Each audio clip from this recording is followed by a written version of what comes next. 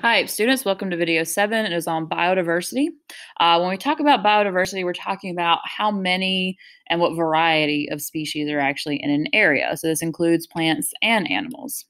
So when we look at the Earth's biodiversity, one thing you should see, like jump out at you from this pie chart, is how many insects there actually are compared to everything else. So insects make up over 50% of the Earth's biodiversity, looking at all animals and all plants. And you may think, oh, that's terrible because you might not like insects, but they actually are really important. They get rid of a lot of waste and they pollinate and they just, in general, make life go on. So that's one thing that we need to make sure we watch is the insects and how they're also being impacted. So, about 8 to 100 million species are predicted to live on the Earth. However, we only know about 2 million of them that we have identified. So, there's a huge amount of research and just discovery available for these creatures. Most of the ones that have been unidentified, we think, are in the rainforest and ocean simply because we can't get into those areas as well. Some things that are very interesting that we've seen in the ocean are, for example, the frilled shark and the blobfish. And in the rainforest, we find the peanut head bug and the proboscis monkey. So these are very interesting creatures that are just very strange. And these are the ones we've identified. So imagine how odd and how different some of these animals would be that we haven't seen yet. So when we classify biodiversity, we can look at kind of genetic diversity. So going down to kind of like individuals, looking at their DNA and their genes. We can also look at species diversity, how many different species are in an area. And we can look at ecosystem diversity. So thinking about biomes. So we have things in the tundra all the way to the rainforest. What's the difference in those different ecosystems? So one thing you need to know about biodiversity when we classify it is what's even and what's rich. So evenness versus richness. Now, in the community to the right, you have richness because you have 4 different species. So richness refers to the number of species in an area. So there are species A, B, C, and D of tree. They're all there. However, when you look at the evenness, it's not even. So there's not equal numbers of species or an equal percentage of the species. There's mainly just all the A variety of tree. When you look over on the left side, there's again a richness. All 4 of them are there, but now there's an evenness too. There's equal amounts of those different species. So you want evenness and richness, but richness tells us, how many of the organisms are actually there. So, why do we care about these things?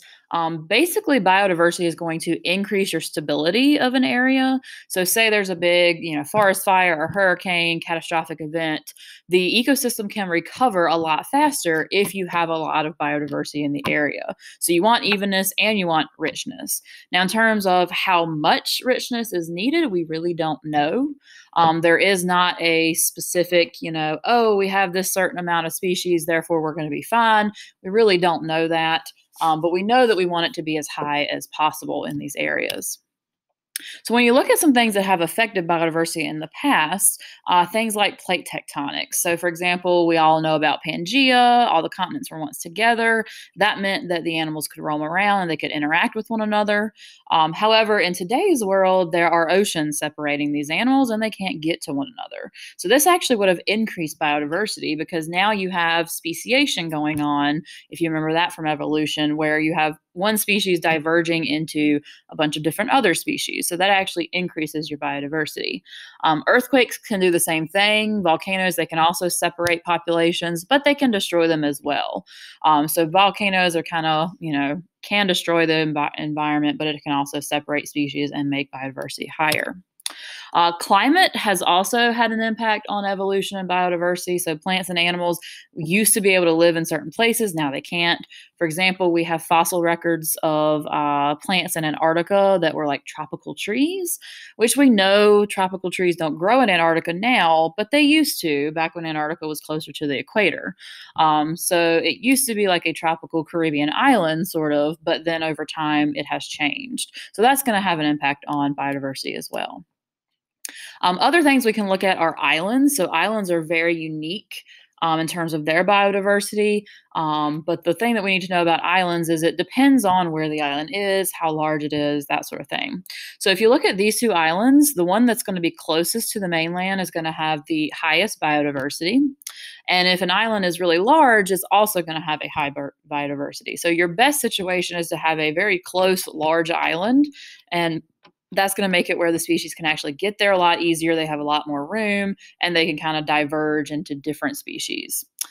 Same thing with extinction events. If you look at large islands, those are going to be much less prone to extinction events than smaller islands. So if something goes extinct, it's not going to impact the ecosystem as much because there's going to be more there. Now, one thing about species that are on islands, they tend to be more specialist species instead of generalists. So they kind of have certain plants and animals that they might eat. And if that goes away, then they go away. So they're very, very vulnerable to extinction events because there's, if what they eat goes away, then again, they also are going to go away. So they're very vulnerable, and the islands themselves are vulnerable. We also have something that can happen to a species. It's called the bottleneck effect. Basically, you have an original population and something happens to the population where you only end up having a few individuals that survive. So in the case of our bottle over here, we had a lot of orange, green, and red. And then after this event, something that happened, only the red and green really survived well. So this new population is going to be much more red and green and much fewer orange. And that can impact your genetic diversity because now we don't have as much genetics going on. We don't have as much variety in the genes. And then that can impact us moving forward as well. So what are some threats to biodiversity? These are the big six we should know about. Now, human population change. Human population is kind of responsible for all the other ones, but these kind of are a list in order too of like highest threats to lowest threats. So habitat destruction is the number one thing that's killing off biodiversity, followed by invasive plant species. And then you end up having overexploitation at the bottom. Doesn't mean it's not important, but it's not impacting as much as habitat destruction. So extinctions have been going on forever. They have happened on this planet. There's been 5 big mass extinctions. We think we might be in a 6th one that's caused by humans. But basically, this chart is showing you that species or extinction rates are rising. And in the future, we think they're going to be happening even 10 times higher than they are today. And again, a lot of these extinctions are happening because of those big 6 that we just talked about, the HIPCO, habitat destruction, invasive species, all of that stuff. So we're going to see this happen more in the future. And we kind of want to make sure that we conserve these animals that we know are going to be endangered. But it's not just people. It's not just our fault. There are natural disasters that happen, and these can impact huge areas. They can completely wipe out large habitats and get rid of all these animals and plants. And these can happen and be greater than even human disruptions. And they happen very fast, and we don't have a whole lot of control over them. So we need to control the things that we actually do have the ability to control. So when we look at species and we want to classify, which ones are being close to going extinct, which ones are threatened, endangered, all that sort of stuff.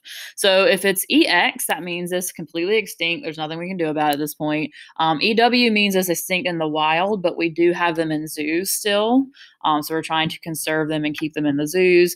Threatened is kind of a blanket category for things that are critically endangered, and vulnerable. So once it reaches this vulnerable state, it is considered to be a threatened species. And then you have ones that we really don't worry too much about. They're the ones of least concern. So for example, the common hippo is considered vulnerable. The angel shark is considered critically endangered. And if you want to look at a complete list of endangered and vulnerable species, you can go to the World Wildlife Fund, and they have all of the list of species. So when we say something's endangered, what we really mean is that it's on the endangered species list. Most of these species are specialists. They have a very specific place and a type of food that they like to eat. And they are potentially going to become extinct. So we're kind of following them, monitoring them a little bit more. So things like the Bengal tiger, the orangutan. If it's not quite endangered yet, but it's vulnerable, then it's likely to become endangered in the future. So we still need to monitor those things, but it's not like an immediate threat of going extinct. And we do have some success stories. There are always some good things that are going on. So we got the giant panda was downgraded from endangered to vulnerable in 2016 because we were doing all these conservation measures, making sure we weren't destroying its habitat. So we saw almost a 20% rise in its population. So that's wonderful. And if we continue going, we can even get it off the vulnerable list and we can save this species from ever having to wonder about going extinct, at least because of humans. Same thing with the bald eagle in 1960s. We got really concerned about our bald eagles because we saw how few of them there were left, mainly because of DDT, which is the pesticide that Rachel Carson pointed out to us. Basically, what was happening is the DDT was preventing the eggs of the bald eagles from being really strong, and then the babies would never actually hatch. So after we stopped spraying DDT, we kind of got them back on track. And in 2007, we were able to take them off the endangered species list as well. So again, all of these things we do, we can actually change a lot of these issues and we can save these species. So, what are some things that we can do to protect biodiversity? Well, we've already kind of been talking about the Endangered Species Act. Again, that's what created the endangered species list. There's about 1,300 species that are considered endangered or threatened in some way in the United States alone. So, we have a lot of work to do.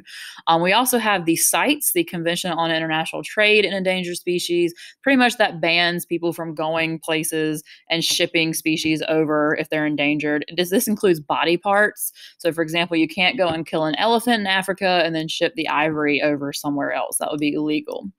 We also have captive breeding programs. And for some of the species, this is the only thing that we have left to do. And these are like zoos, for example. It's not the best case scenario, but we want to continue these species on in these zoos. And some of them are just not able to be introduced into the wild anymore. So we want to continue on their genes and that species, but we can't really do too much about protecting them in the wild. So why should you care? Even if you don't care about the environment, there's still some other reasons. So natural resources and natural services are important to us. And if you have high biodiversity, you will have more resources and services. So if we don't have these resources and services, we have to create them and do them for ourselves, which gets to the money issue. So a lot of these places that are very biodiverse are also the best tourist locations and they bring in the most money. So for example, the Caribbean islands are tropical rainforests. People like to go there.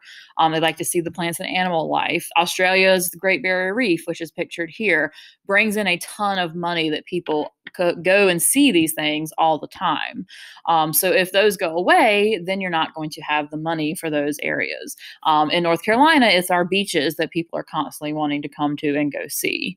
So even if you don't care about the environment, there's other reasons to care because everybody cares about money. But hopefully you also understand the importance of these animals and plants and how, it's not just about the money. We should just try to preserve them. Okay, so bring your questions to class tomorrow.